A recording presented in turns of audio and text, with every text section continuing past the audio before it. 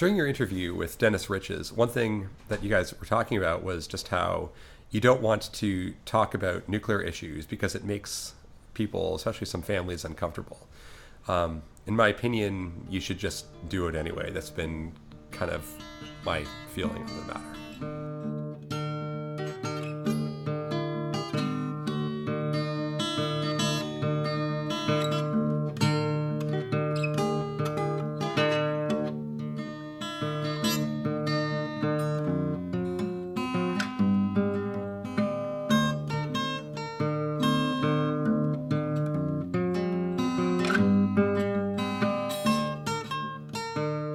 You are listening to TMI for the week of November 13th, 2017. Today on TMI, Dave and AJ continue with part 3 of 3, the nuclear industry and regulatory capture in Ontario. The GE Hitachi hearing that took place at near DuPont and Lansdowne in Toronto. Jim Deutsch, that's Deutsch. I know this one. It's so good. I've tweeted this one 1,000 times. I'm so happy. Jim Deutsch at the GE's Nuclear Secrets. No, this is a different one. Yeah, what's the title of this one? The title of this one is Jim Deutsch at the Canadian Nuclear Safety Commission GE Hitachi Yorkdale meeting. He gives it's the actual intervention that he made at this meeting. Normally CNSC has, I guess it would be intervention, I don't even know what they call it in this case. Normally it's a hearing, but in this case they did a special meeting in this community, and you see everything that I'm always describing to people about watching these hearings, because you have this guy and he raises all of these valid, rational points about very serious concerns, and then the goofy, over-the-top responses that he gets from pretty much everyone there. And it's so over-the-top, and it's everything you normally see in a CNSC hearing, but it's within 22 minutes and 33 seconds, so you can save yourself some time by watching that one video just to get a sense of what these things are actually like. Everybody should see that. Okay, well, we'll make sure I have the link for that. Oh, absolutely. In the show notes. The one that I'm familiar with of Jim Deutsch is GE's Nuclear Secrets. And he's talking mostly about how the plant is maintained, and that they had tested and found uranium in the drain sediments, and the ridiculousness of having a pellet manufacturing plant in the middle of this city, one of Canada's largest cities. It's just ridiculous. At the last, most recent goofy DNHC meeting, Durham Nuclear Health Committee meeting, there was a person there. It was just some member of the public who showed up, because it's a public meeting, anybody can go. But she asked the question about how are they monitoring what's going into the sewers? And I was like, wait, I thought they were on a septic system. And no, Darlington is now hooked up to a sewer system. They're up to municipal sewage and water. So that, I didn't even know that. So that's a new thing that just happened in the past few years. So that's another thing where they could potentially be hiding and skewing their numbers. Like, what are they flushing down the toilet that they're not releasing into the lake? But, so I'm curious to know what they're actually doing to monitor that, and what the authorities are doing to monitor that, because it's just seems weird to me. But anyway, you mentioned last time the tritium removal facility at Darlington, and they do have that. And it does work, but there's still so much more tritium that place produces that goes out there. And again, like I mentioned some numbers last time about how much is going out, and one error that I made that I want to be clear about. I did make a mistake. As I said, 12,000 fatal doses. That was not correct. What I was actually, because I only did those calculations that morning. I didn't bring the numbers with me. This time I actually brought the numbers.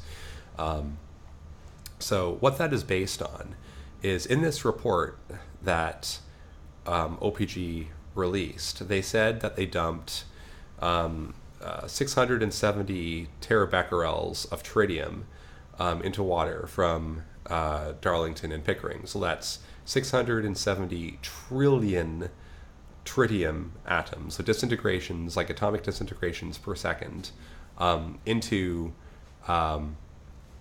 Lake Ontario, plus 877 terabecquerels, so another 877 trillion becquerels of tritium into the air. So that equals 1,547 terabecquerels. Now, in the industry, they have this dose system. And the idea is that the higher your dose, the more likely you are to get some effect from it. And so they have this idea that, you know, if you're below this number, everything's fine. But if it's above this number, maybe you're at greater risk of this. And in reality, there is no safe dose. There is no safe dose of ionizing radiation. It's the same way as that there's no safe dose of, you know, poison, furans, dioxins, lead, mercury, bullets, fire. Like, there's no safe dose. It's easy to prove. It's easy to demonstrate. Just get a petri dish, get so many, you know, single cell. You can demonstrate this. Okay, so the issue is linear no threshold. Yes. And it's a plot on a graph that shows that if there's a small amount released, you have a small amount of illnesses, and if there's a large amount released, you have a large amount of... That's right. So the idea that there's some threshold above which you have illnesses is another fallacy. And one of the rational reasons for that is, in a lower dose, you're not killing the tissue that has been infected. So if the tissue has been irradiated but doesn't die, then that tissue goes and is able to reproduce itself. So actually, there's some argument that shows that lower doses and lower energy particles might be even more dangerous because they're not killing the local tissues when they are ingested into tissue.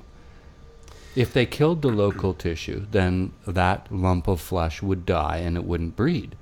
But if you mutate it, the genes in the tissue, and the tissue survives, it goes on to continue to reproduce. So a linear no threshold actually is, and it's accepted by even the ICRP, the international body that determines the number of deaths per unit of contaminant released.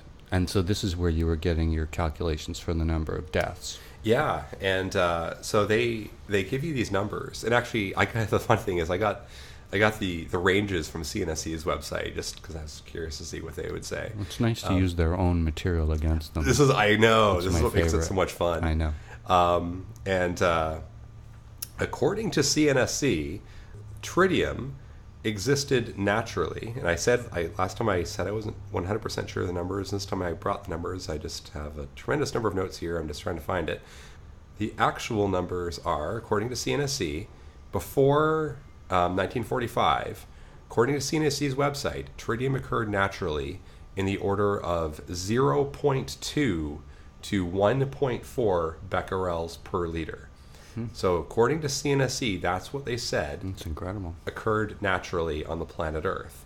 So when we're looking at the water coming out of Lake Superior, which is very clean and has no nuclear power plants on it, and it has 2 becquerels per liter as the typical center of the lake cleanest water average, that's striking. That's higher than what occurs naturally.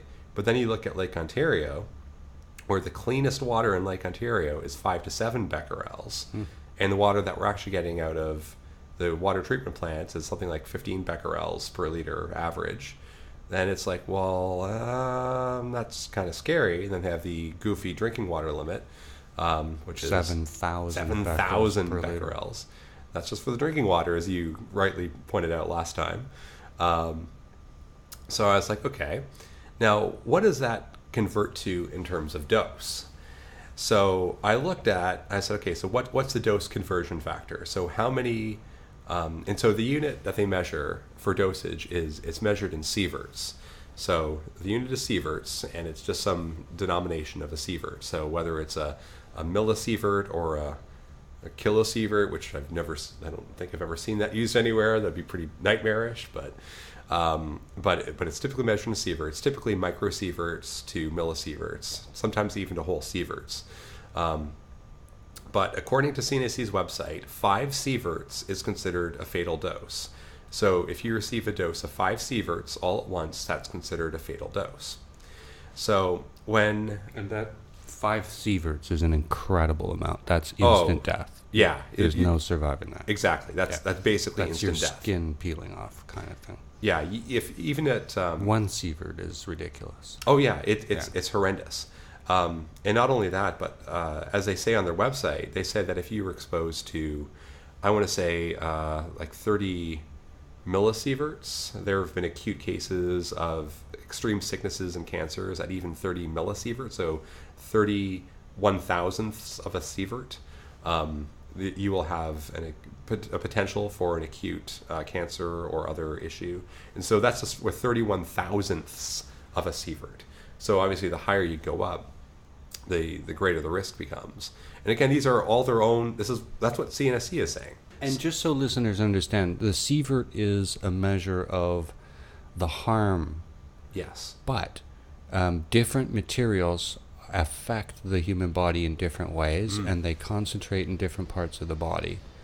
So 5 sieverts, well, that's a bad example, 100 millisieverts of one isotope, it at a certain concentration isn't going to render the same number of sieverts for another isotope at the same concentration, because different, as I said, because different isotopes affect and are retained by the body in different ways. So each radioisotope has a different harm level, and so there'd be one that's set for tritium, and there'd be one that's set for the various isotopes of cesium, and for the various isotopes of iodine and uranium, etc. And I'm happy you mentioned that, because I didn't have that particular point in my notes. But and as Helen Caldecott has talked about many times, is just the specific parts of your body that the different isotopes will target. So I think cesium goes into your muscles, strontium into your bones. Same thing with plutonium. So your body will look at these, and your body will think, oh, this is just like calcium. I'll just put that in with all the material that goes into the bones. Oh, this seems like the stuff that normally goes into...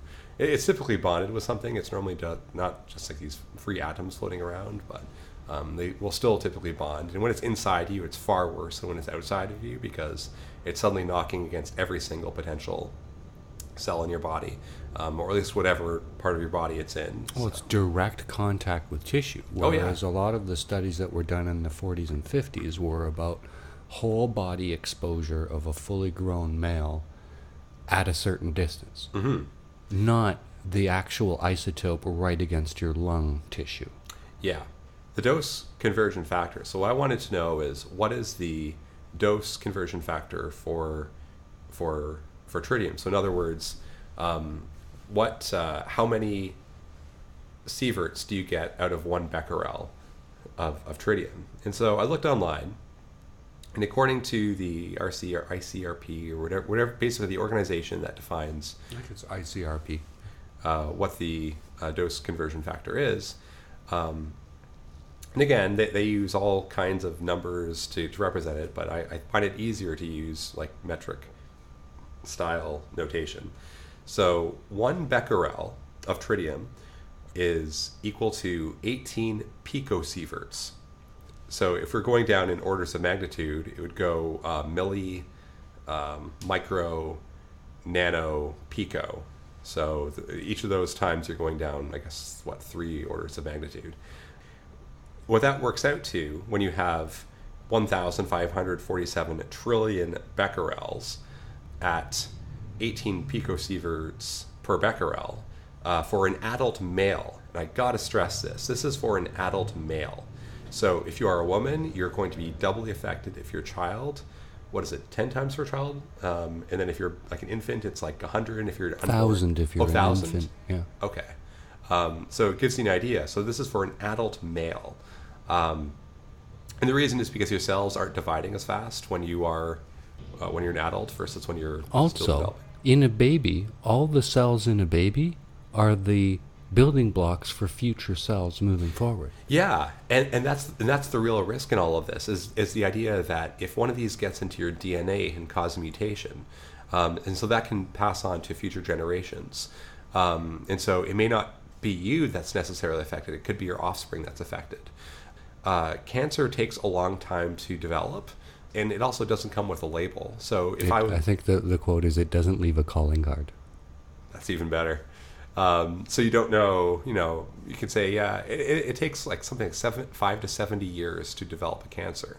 So that's a long gestation period. And also, there's more than just cancer. Oh, there's all kinds of heart diseases and a whole slew of other genetically caused. In fact, there's even a sort of debate about, a lot of the diseases have genetic roots. And so when you take something that mutates your genes, it can open up a whole bunch of diseases we wouldn't normally think of as being nuclear-related diseases, because diseases are themselves genetic. Mm-hmm. Countries with nuclear power plants have a higher bowel cancer. And this is always explained away by the pro-nuclear as being different lifestyle choices. I don't really buy that. And it's funny that the real evidence post-Hiroshima and Nagasaki is actually bowel cancer. I'm going to get back to the conversion in a second, but I have to comment on that one because Patsy Thompson at the last CNN, maybe, I don't know if it was her last hearing ever, but the 2012 Darlington hearing, she said that the reason why people in Port Hope, and we have to get on the topic of Port Hope. We'll get to that one later. We have to get to Port Hope, but she said the reason why people in Port Hope have more health issues is because they smoke and they're more likely to be obese. And somebody at the hearing who overheard that, like, freaked out, and then as soon as they went to the next break, ran up to her, basically ran up to the velvet rope, shoved a Chernobyl book in her face, and said, "Do you think that these happened," showing pictures of Chernobyl babies, because people in Ukraine were smoking and they were obese? It was just this such more Patsy Thompson. Is there an R.J. Reynolds / Twinkie factory in Port Hope? R.J. Reynolds. Cigarette manufacturer. Oh. I mean, do they export a lot of, is there a deal on Twinkies there? It's just stupid. And it's Dr. Patsy Thompson. I will not refer to her as Dr. Major hottie. I will not refer to her. She's an impressive chick. I never agreed with a word she ever said, but there's something very powerful. She's a powerful woman. She really is. She's extremely... She's what we want our women to be. She's confident, strong, powerful, well-placed, good job, full of shit, but... No, I am... No. I want people to be intelligent. I want people to be ethical. I want people to be rational. I want people to be trying to do good things for this planet. I want... people... Do you think it's funny that I call her hot? Okay, she's a grandmother. It's hysterically she's funny. Good. It's hysterically funny. I don't want anyone taking it too seriously, but she is. I know you're being... She kind of reminds me of my mother, because my mother was a confident, professional woman who looked like she had her shit together. So. And blind confidence, again, to me is just funny. Well, that's the problem. I swear to God, when you listen to her speak and you watch her, how she carries herself and her respect, she was the director of the CNSE, it's disappointing. And she's also from Quebec, and Quebec people are highly intelligent people. They're always one step ahead of Ontario in every possible way. They often seem to be. I'm so disappointed by her. And you kind of touch on how she speaks, and she speaks very monotonously. There's no real emotion in her voice. It's just... That's what a government worker. That's what I want from a government worker. And I agree, but she's not actually a very good speaker, because she uses a lot of ums and uhs and Yeah, and it's excessive. What's wrong with that? It's not necessarily bad. It's something good to indicate that you're thinking and processing it or whatever, but it's it extends how much she is saying in ways where it becomes difficult to comprehend. Have you heard? Well, you do. You show up at these hearings, and so you know what government workers sound like. She's classic. My parents, both of them were federal public servants, so plus I used to skip off school to watch Parliament. So I'm actually right into the whole government speak thing. I got it. I dig it. I understand it as well, but in her case, it's just you have to slow down your brain and just pick it up one piece at a time as she's talking. It would help if she told the truth. It would really help if she told the truth. Oh. But and again, it gets back to what I said last time. Yeah, I don't know why we're talking about Dr. Patsy Thompson. But just that whole cartoon character angle on it, because to me, these people quickly devolve into cartoon characters. And then you get people like Ramsey Jamal, who is also a cartoon character in my mind. He's the second highest ranking person at CNSC. Oh. The funny thing is the way that, again, these people devolve into cartoon characters in my mind. So Patsy Thompson will always, she would be like, very low, blah, blah, blah, blah, blah, blah, blah, blah, blah. Well, she makes you feel like you should have already known what she's about to say.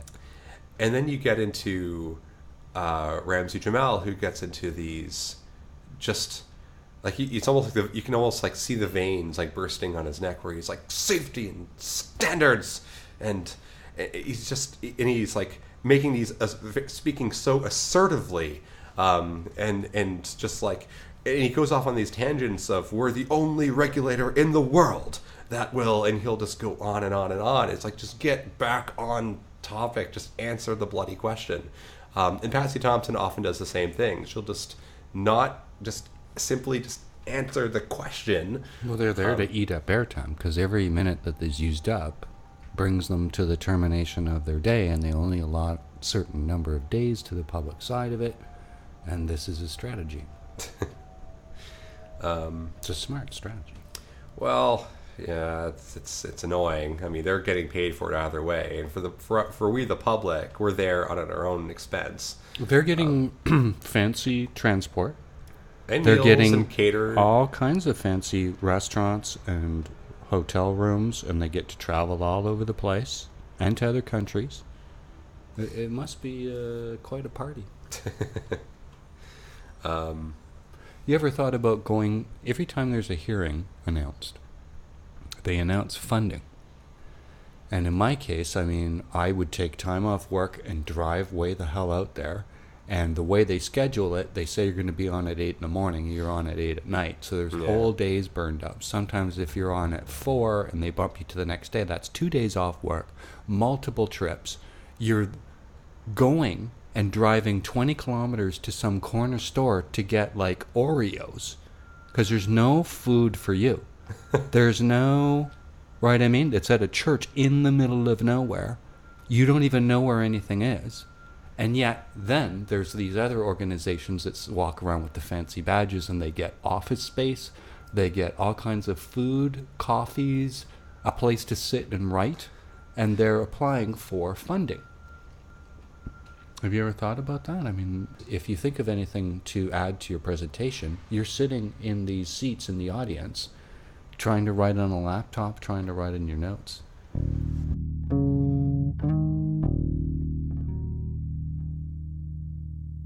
Follow us on Twitter, rate and review the show on iTunes. So again, we now know that the dose conversion factor for tritium is 18 picosieverts per becquerel, and we have 1,547 terabecquerels. So, assuming you know what those units mean, tera and pico, you can work that out, and that works out. So if you multiply 1,547 terabecquerels by 18 picosieverts, you get, for an adult male, you get a total of, and that number I came up with before, by the way, that 12,060, that was just for the water. So when you include the air as well, you get 27,846 sieverts being dumped into the water and being vented into the air at Pickering and Darlington in 1 year alone. And given that tritium has a half-life of 12.3 years, that is going to be around for a long time. And that's what has simply been added to the existing pollution and the existing awful stuff that we have in Lake Ontario. So when we look at the fatal dose, so that works out to 5,569.2 fatal doses just from one element alone being added to our air and water in 1 year only. So if they are doing that every year, then you get the idea. And that's now they dilute that, and because they have this idea of the solution to pollution is dilution, and they do all kinds of things that make it different. Like obviously, we're not necessarily going to be getting everybody exposed that much, but that's still a potential for not necessarily an incident in a single fatal exposure, but certainly the cancers and other things that can arise from that. Well, if you can't figure out why cancer rates keep increasing, this is a place to start. And then we get into the actual methodology that they're using for calculating it. So far, that's just what the industry is saying. Mm-hmm. So according to the industry, they're saying that's what they're dumping into the water and into the air. And they're saying that equates to the equivalent of 5,569.2 fatal doses. But when you look at radiation health experts, so you look at people like Helen Caldicott, like Ian Fairley, like all these other famous people around the world. Christopher Busby actually debated the former head of the ICRP on this very subject. The one that I heard is that number, so that 18 picosieverts, which is the dose conversion factor, is 2, and that's just that again. That's for an adult male. Mm-hmm. They're saying that conversion factor, and that's a whole body exposure of an adult male. They're saying that is 20 times too low. Mm-hmm. So you multiply that number by 20, and you get 111,384 potential fatal doses added in 1 year. And what they're using instead, I'm glad I brought this one this time, is they're using this really goofy method called derived release limits. This is one of the most absurd, ridiculous things, where they're not really judging it based on the source. They're not judging it based on what's coming out. They're not judging it based on what the potential impacts are. They're judging it based on their little samples. So they're going out and they're choosing random samples and checking it and seeing, well, what does this work out to? And the absolute best analogy that I have ever heard on the subject, let's say that you wanted to determine how many car crashes are caused annually by alcohol in Canada. Using CNSC's DRL, Derived Release Limit methodology, you'd divide the total population of Canada by the total amount of alcohol sold in Canada annually, and this might work out to about 1 bottle of beer per person per day. Based on this, you'd give exactly 1 bottle of beer to each person in a focus group of maybe a few hundred people, have all of them drive cars around, and then count how many crashes this causes. Finally, you'd extrapolate to suggest how much more alcohol could be sold without a noticeable increase in annual car crashes. Wow. That's actually how they are coming up with their totally absurd numbers, is this goofy system.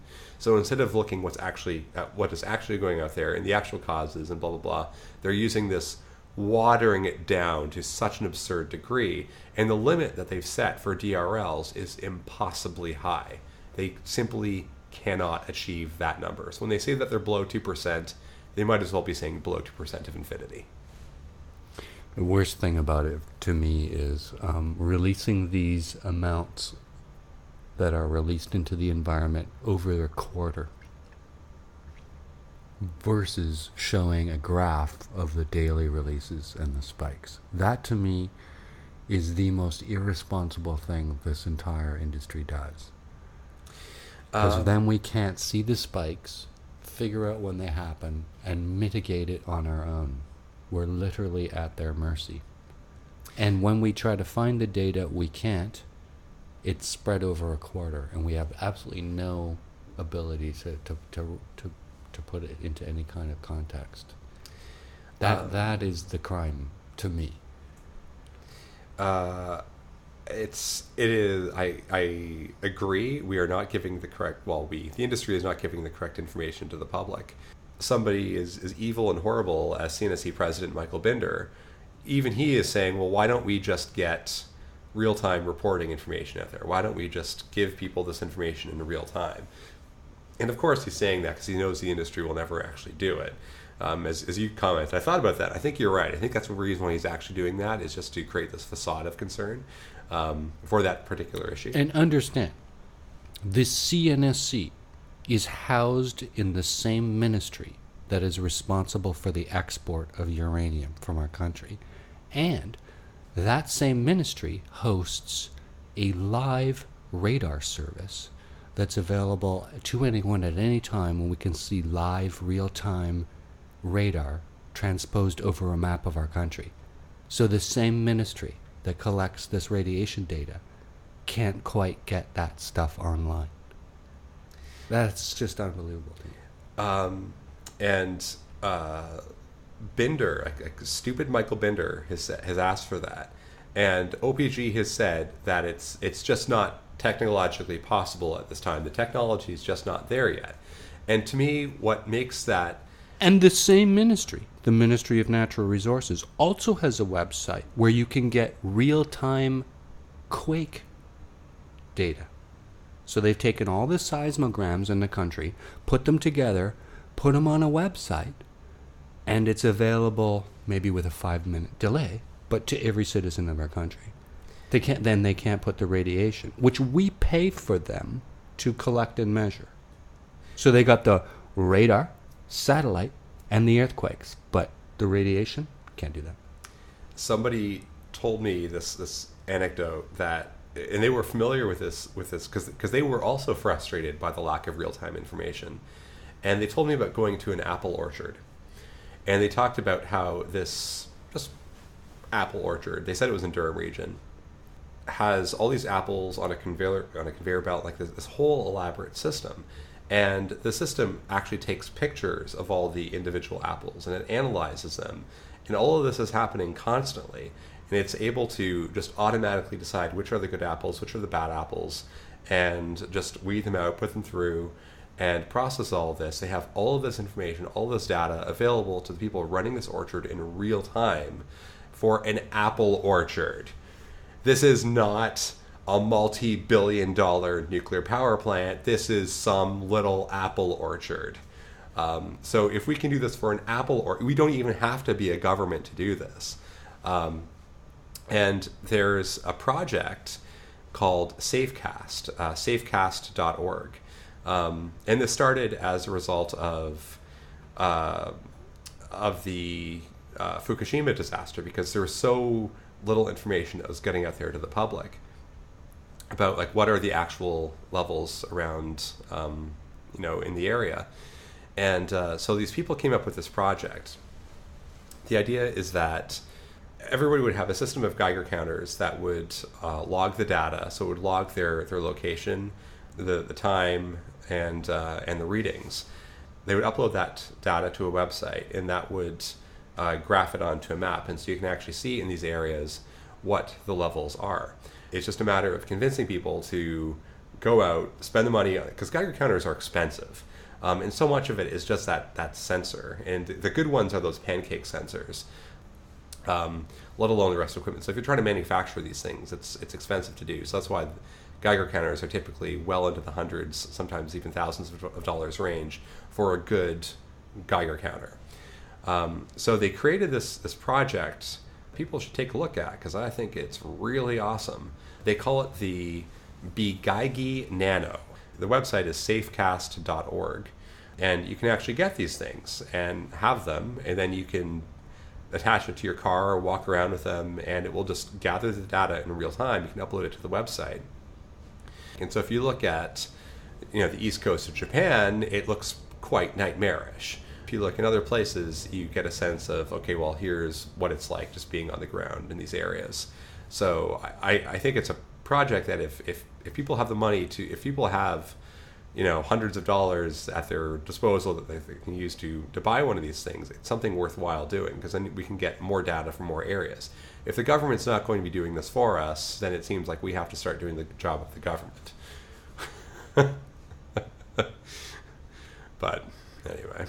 I'd love to say something to that, but I just can't, because it's just so depressing. We're paying them. All of this we pay for. Can't get the data. Oh yeah, they're doing it all, and they're just not willing to disclose it. And we've got to do it ourselves. Yep. And look like crazy tinfoil hat people while we're doing it. That just is beyond a piss off. I agree. I wholeheartedly agree.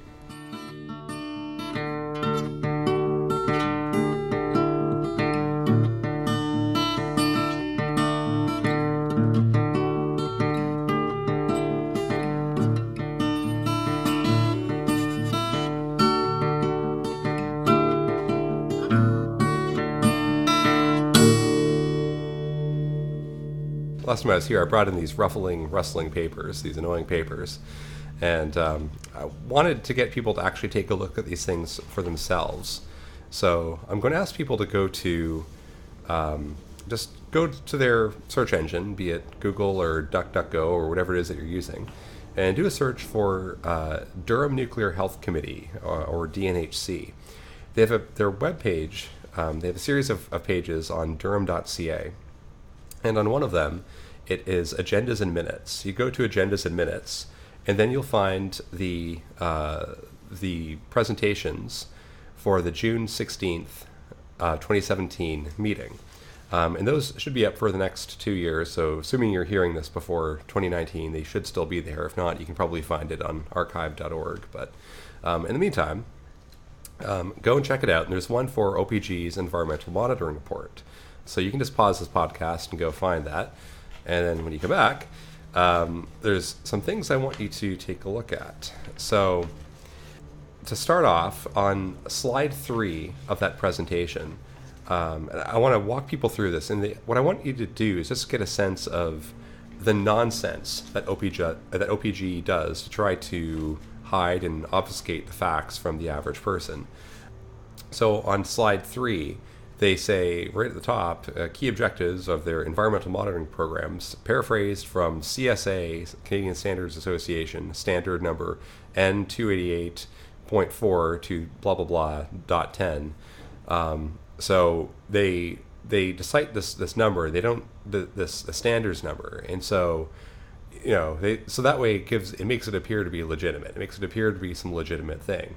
So then you think, okay, well, I challenge that. I want to know, is that actually a standard? Does that actually exist? So yeah, that does actually exist.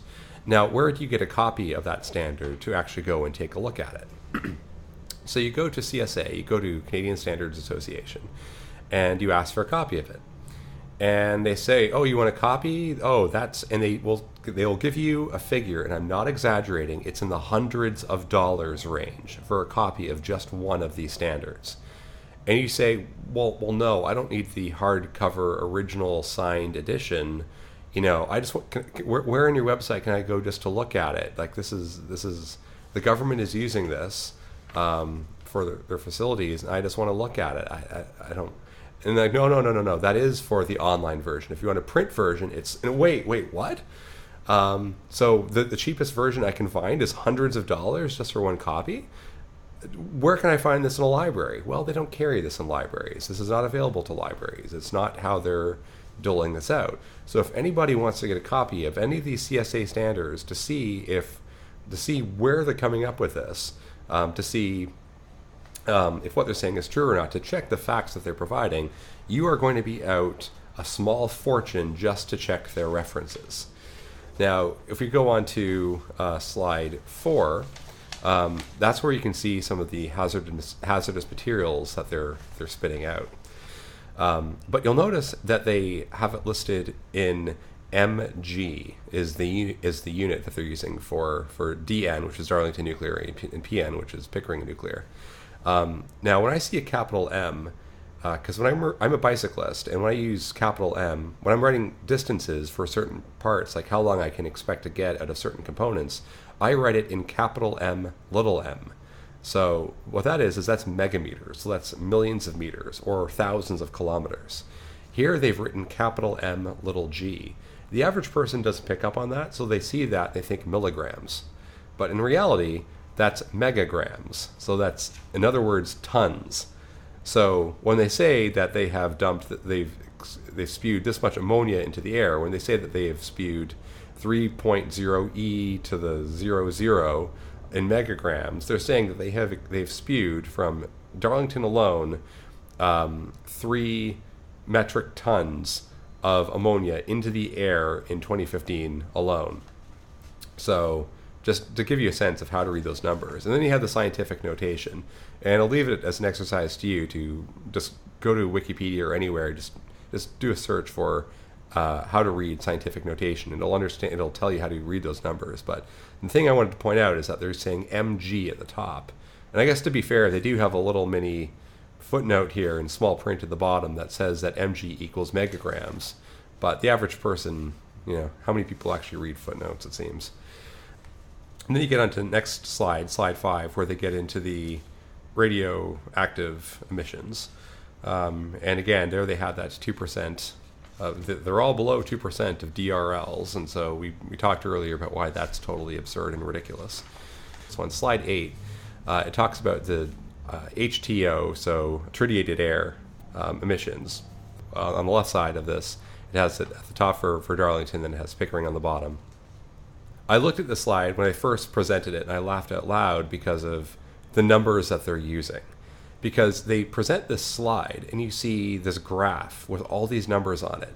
And these bars, they're all down at the very, very bottom of the graph. So it makes it look like these are so small. And the thing is when you're drawing graphs, normally you're trying to fill up as much of the space as possible, because that way it's easier to visualize the differences, the variances in the numbers. But in this case, the numbers are all down at the very bottom, so they're trying to create the impression that these are so astonishingly low. So to be clear, and this isn't working in audio form very well, yeah. but you have to actually look at it. I'm looking down at this chart, and it could have been scaled in any way so that the bars on it could have filled the space of the chart. Yeah. But the chart is 99% blank. Yes. And it's really just a matter of the scaling of the chart. Yeah. So, and then when you look at what the actual scale is... It's so depressing because this is, from the government and we're paying for it. Exactly. And then when you look at the scale is and you think, okay, well, because, again, they're just trying to create the impression that it's so small, why are we concerned? But then you look at the scale. And what is the scale? The scale is in the order of 0 to 2 quadrillion. So on a scale of 0 to 2 quadrillion, look how low we are. Why 2 quadrillion? I honestly don't understand why they chose 2 quadrillion, other than it makes this look hysterically small on their scale. So it says that that's what they emitted into the air. And then at the site boundary, this to me is also just magical. And they didn't even have an answer for me when I asked about this. But it says, they did. I'm lying. They did. They say that this is the average. Because if you look on the right side of that slide 8, it shows, I should flip this around so it's easier for you to see. No, I can see it. Okay. It doesn't actually give you what this is, and it should say averages. So on the right side, it should say averages, but it doesn't on this slide, which is very convenient for them because it makes this look even smaller by many orders of magnitude. Where it shows becquerels per cubic meter of tritiated air or water. That is water, wouldn't it? Yeah, it is water. Could be anything, really. And so those are the averages that you see at the site boundary. Not the actual, but again, you can see just how strikingly different it is between Darlington and Pickering. Give you a sense of how dirty and old and leaky Pickering is. The figures for Pickering are much worse than Darlington. Then you get into slide 9, where they talk about the concentrations of tritium in the water supply plants. And I have to stress, these are the averages that they're showing. So again, we were talking before about DRLs and how you can dilute that to an absurd number just by giving you these goofy averages. And that's exactly what those numbers are. Okay, now hang on, let's back up, because just from memory, because one of the big tweets I do is near Bruce, Kincardine, and Southampton have 2 water intake for drinking water. And so when we're talking about tritium near Bruce, the number was just less than 18 at Southampton and Kincardine. So that's a lot of tritium. And we were talking before that they were saying before the 40s, the concentration of tritium per liter was 0.002 or 0.02? It was 0.2, and it was in the range of 0.2 to 1.4, according to CNSC. Oh, okay. Okay, so 1. And I know that in the middle of Lake Huron, it's 2.14 becquerels per liter of tritium. Yeah, it was. But these numbers here, I'm looking at Oshawa water supply, Bowmanville water supply, and according to these charts, they're sort of under, one's under 10 and one's sort of 15-ish. Quite high. Mm-hmm. And I think even Patsy Thompson said the maximum, the alert level is 20, as I understand it. The alert level for the CNSC is 20. So they're always pushing pretty close up to their, for an organization that's confident that they're, they're up to their own limits, essentially. And you know how this works. These numbers are on a good day. And they're averaged. These are... What about when there's a average. huge spike? No. Not a problem. When you average it out over the quarter, these numbers start looking pretty good. Well, you could have a spike reader around the same time that little Timmy is riding by on a bicycle, and then that's great. Now you're let's see how the rest of your life turns out. And this is drinking water intakes, by the way. This ain't.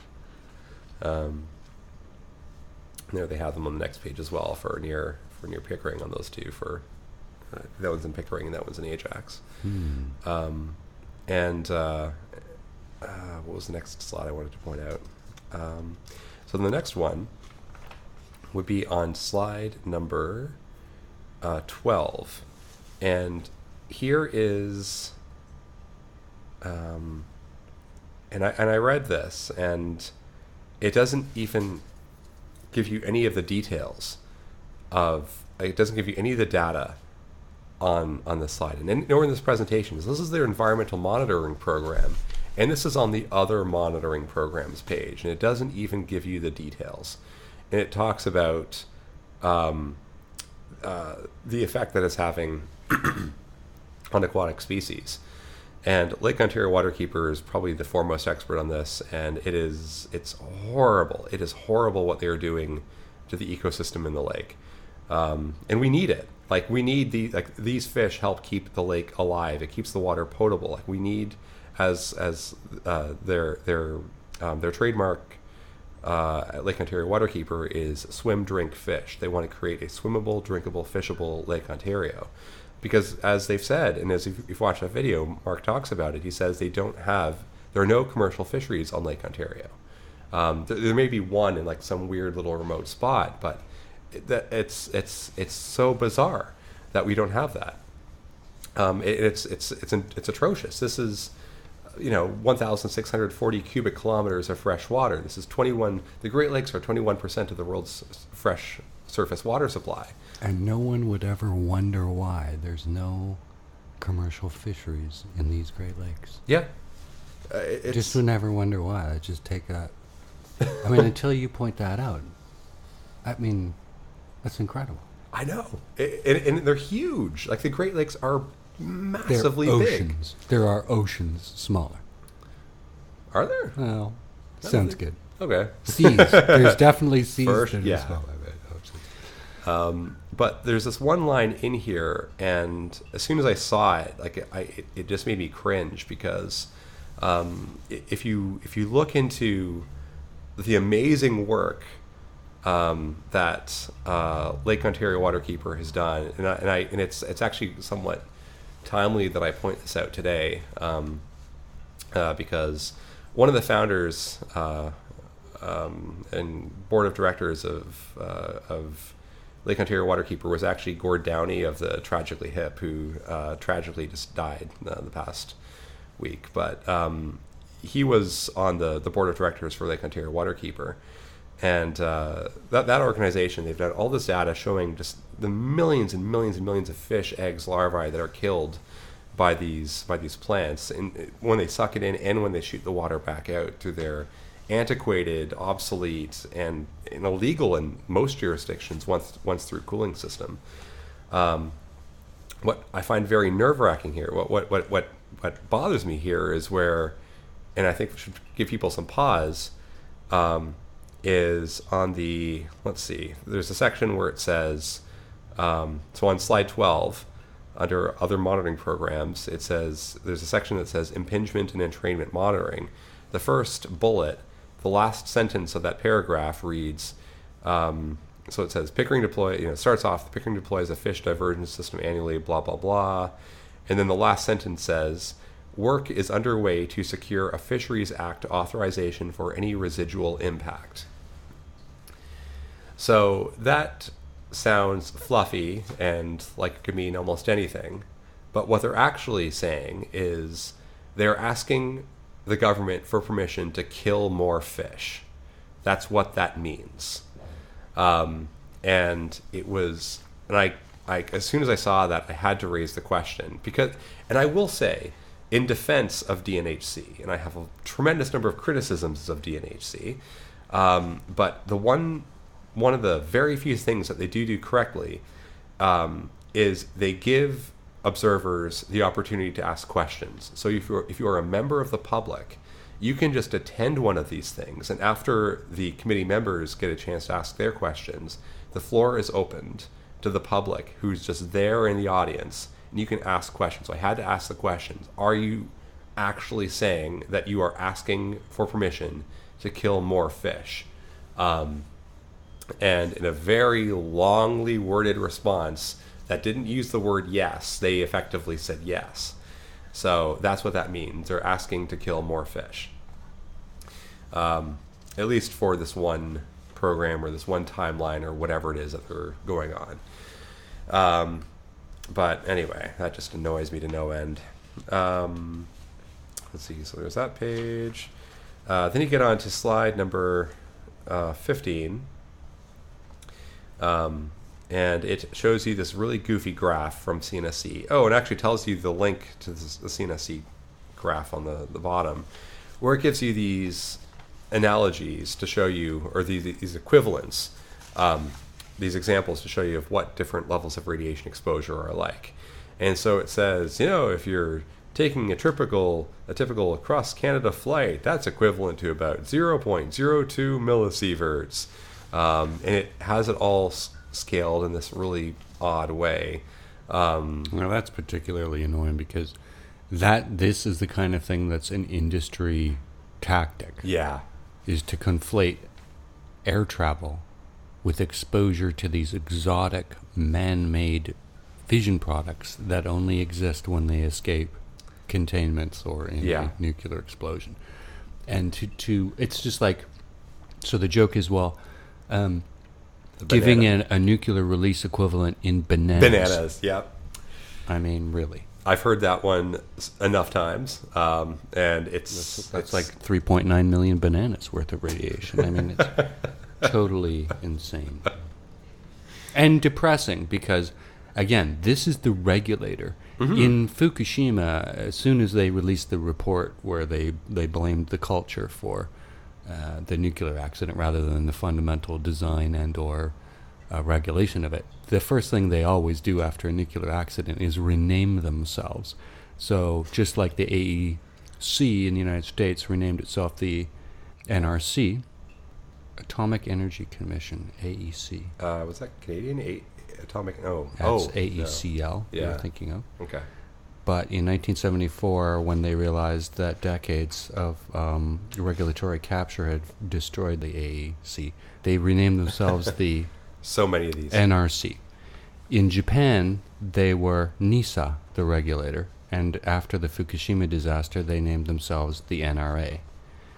And the pattern continues to just rename yourself whenever you get pantsed.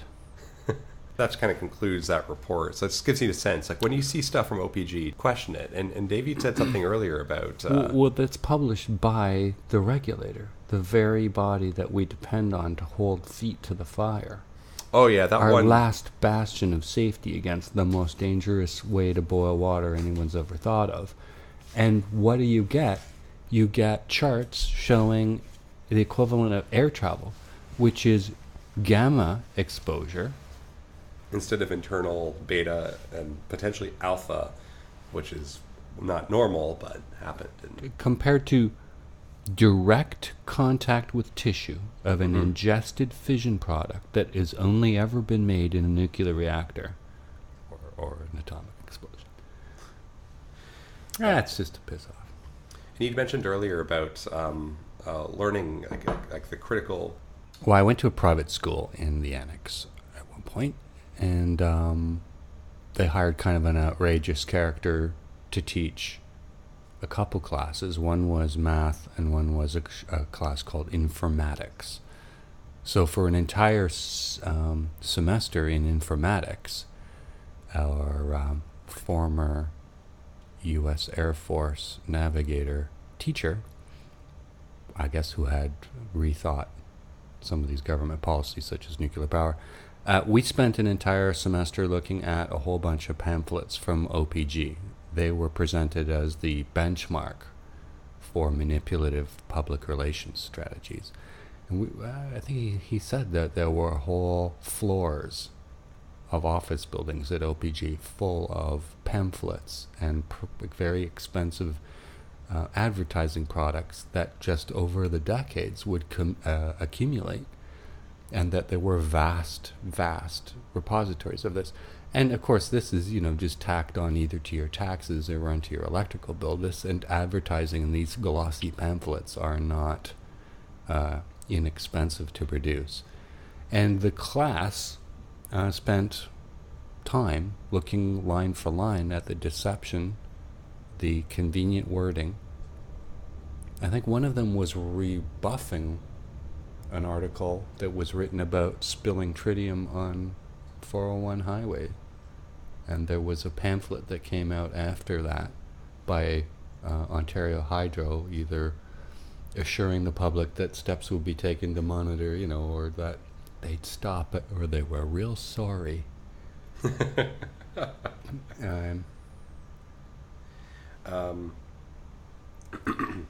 So one thing I've heard, and I'm sure you have as well, anybody that pays attention to this hears it all the time, and it's stupid and it's annoying, is when people try to compare the situation in Japan with the situation in Ontario.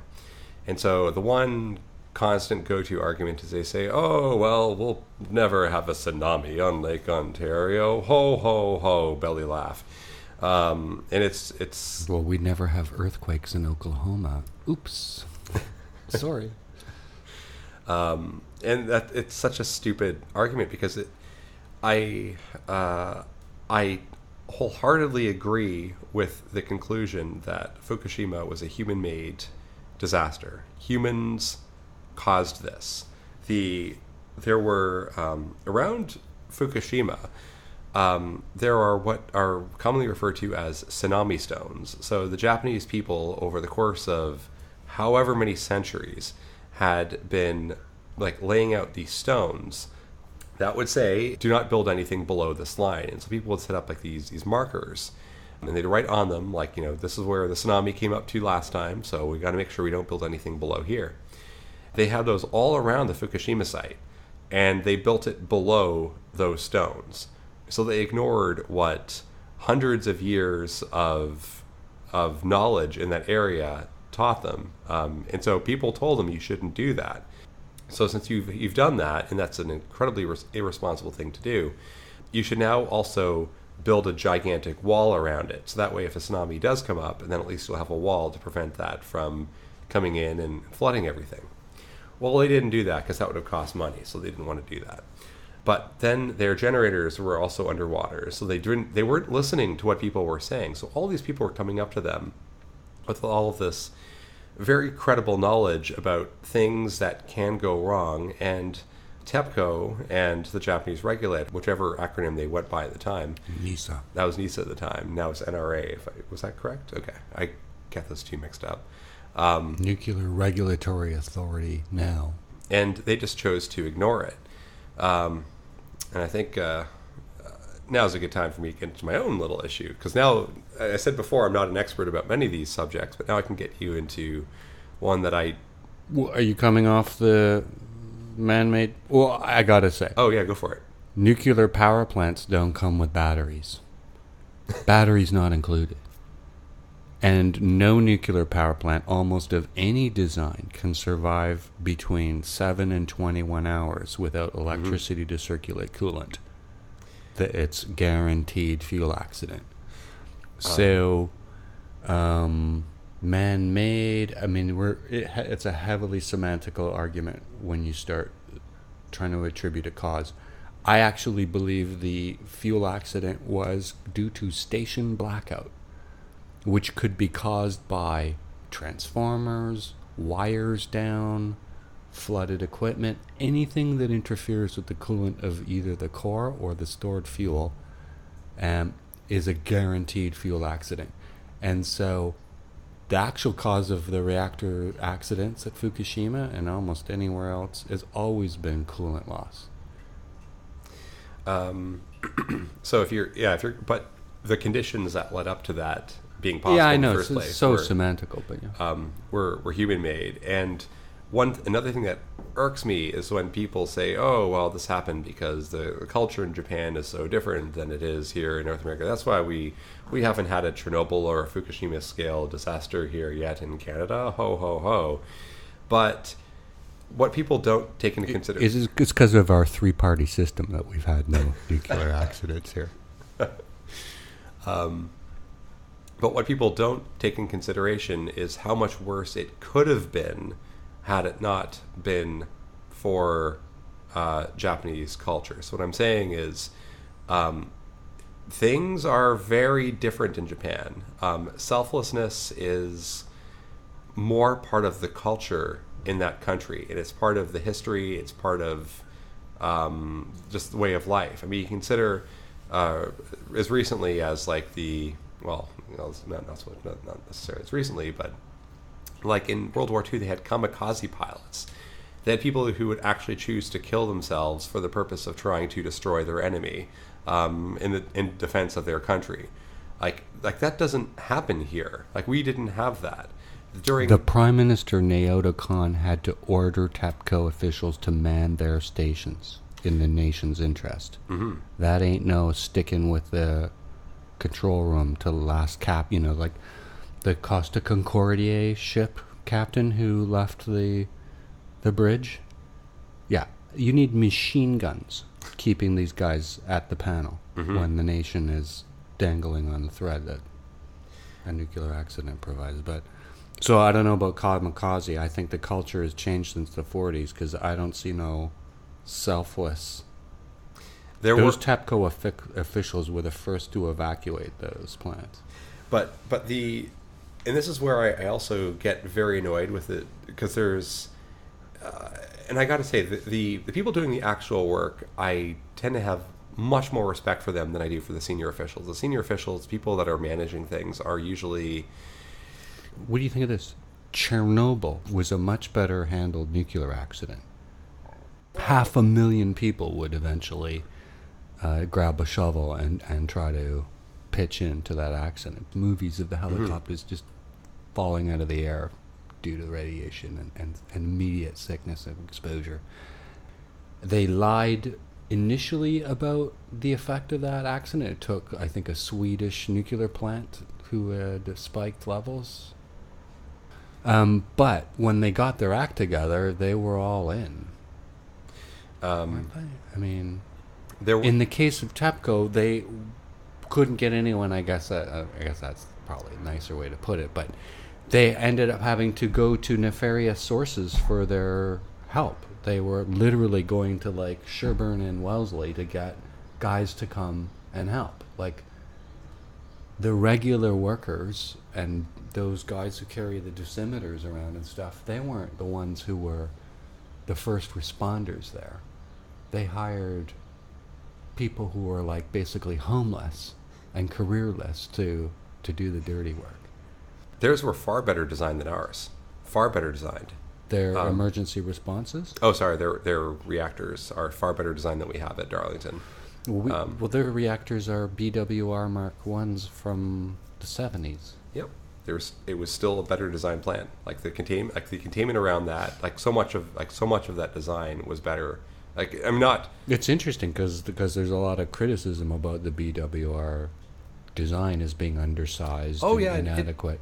So what you're saying about CANDU reactors is they're actually worse. Yeah, like I'm not saying that was like I'm not. I guess I should have chosen different words. Like it wasn't a good reactor what they were using in Japan, but what we have at Darlington is much worse. So I'm just saying, like I guess I shouldn't say better. It is much less. Those were much less poorly designed in Japan than what we have at Darlington. And the design that they're using at Darlington is so obsolete. It was obsolete when they built it. They never should have gone with that design, but that's another matter. Essentially, it's the same kinds of reactors that are at Bruce and Pickering, except they're huge. Yeah, the ones. And kind of like my point with that, just the comparison is that the people that you'd have here in Ontario would not be so selfless. That has been, I find it incredible to imagine people here in Ontario, especially so many of these people at these plants. Maybe some of the low workers, but definitely not the management types. They're not going to do anything. They're going to be the first ones gone. But that's just my own take on it. So I have a very very cynical view of our chances versus Japan's. Like I think that if we were to have that same disaster here, we would not be in as, I mean, it would be worse here than it was in Japan. That's my own personal opinion. That's my own personal take based on. It's kind of a weird question to ponder. So, let's say it was America. So your apple pie in the sky ideology of an American with the flag on the front lawn. I mean, that's what it comes down to, is a selflessness that would be required for you to stay, in a control room during a fuel accident. This is why, on one hand, you'd feel maybe more confident if it was run by the military, these power plants, because there'd at least have been some selection for these plant operators based on duty to the nation. Whereas these companies that run, own, or operate nuclear power plants, they're working off a profit margin, and there's unions involved, and I mean, if there's not enough lighting, they can walk off the job, But I don't know about how. It's a difficult thing to compare. I mean, it's racist to compare Japanese work ethic and values to an American's, to an Ontarian's. It's a tough thing to predict, and it's certainly not something you would want to hang any sort of confidence on. I feel pretty confident in it. In the negative, you do. Yeah. That in Ontarian, as soon as it got a little warm, as soon as the AC went off, they'd be calling the shop steward. And well, I mean, you go to these hearings, and every now and then they have one of these actual licensed operators there. And you know what? They look like airline pilots. And when they get up, they've got this whole silver hair thing, the $1,000 looking suit on. They look fucking hot. They do. They look groomed like it is probably how many of them are? There's probably like 5 or something like that, right? I mean, there's not very many of them. But they're hot shots. They speak beautifully. They look good. They're like Clooney, right? But the truth of the matter is that's who we're talking about.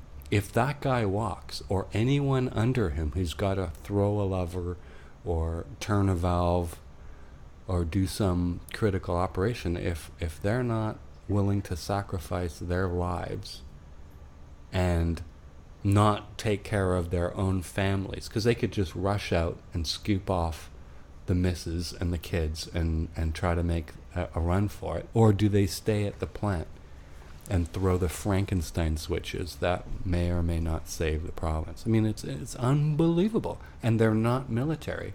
And I'm not for the military running commercial nuclear power plants, but they need to be selected through a hierarchy that's based on duty, not on profit. Or the sunshine list. I was speaking with somebody who used to, and I was surprised because it was somebody working at a place in Chatham, Ontario, and she was saying that she used to work in Durham region. I said, "Oh, I grew up in Durham. Where in Durham?" And she said, "Well, I worked at what used to be Ajax Pickering Transit." And she told me about this one day where there was a bomb scare. So this would have been around like September 11th type era, and there was a suspicious package outside of Pickering nuclear power plant, and they decided that they're going to evacuate everybody.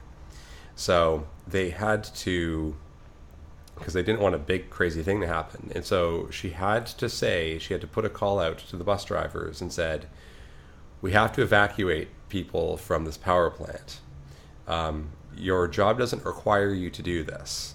I need a volunteer." And they actually got volunteers who were willing to go down there and drive their bus down there, and got these executives, all of whom are making vastly, vastly, vastly more money than that bus driver, and shuttle them away to safety.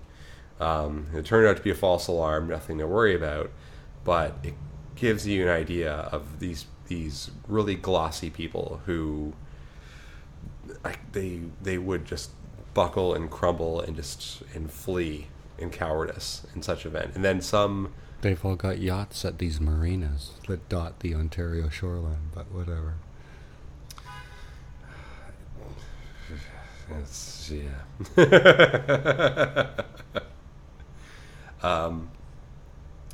What percentage of yachts on the Lake Ontario shoreline are owned by OPG employees?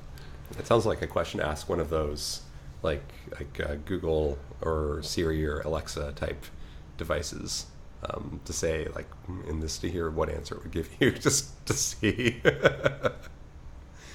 A colleague of mine used this quote, "You're either overwhelmed or oblivious," and it was in the context of people who are trying to do good things for this world. And so the idea in the quote is you're either overwhelmed or you're oblivious. And for me, that's been my own experience, my own observation of people that are trying to do good things. An article that I think a lot of people should read for several reasons is this one by CELA, Canadian Environmental Law Association. So if you do a search for CELA, so CELA space Ottawa Rivers, so Rivers apostrophe S, best kept secret. So CELA, Ottawa Rivers best kept secret. It's on the subject of Rolfton, which was the NPD, nuclear power demonstration reactor by, I guess it would have been AECL at the time. And it was the first nuclear power reactor in Canada. They used that as their prototype for building all the other ones. And it is still there to this day. And this was back in the 1950s. It is still there to this day. And they're trying to figure out now in 2017 or whatever year it was that the article was posted. It's a recent article, relatively recent article. What do we do with this thing? And so they're thinking, like, do we encase it in a giant tomb like they did with Chernobyl, or what are we going to do? But it's right there on the Ottawa River. It's an article just to give some perspective as to how long the stuff will be bad and dangerous. You mentioned in the last, we were going over different years in the last interview about when Jimmy Carter was in the States, and you were right the first time when you said 1952, so got to give you credit for that one. And then there was the second disaster in 1958, and that was the NRU. So NRX was in 1952, NRU was in 1958, and those were those other types of reactors, like those isotope, like medical reactors or whatever it was, different, not power reactors. And they're still running those reactors, as I understand it. NRX, NRU? Somewhat. You can find our contact information, links mentioned on the show, and our past episodes at tmi.twxnet.com. I'm Dave Archer from Toronto. And I'm AJ, the IT professional from Ontario.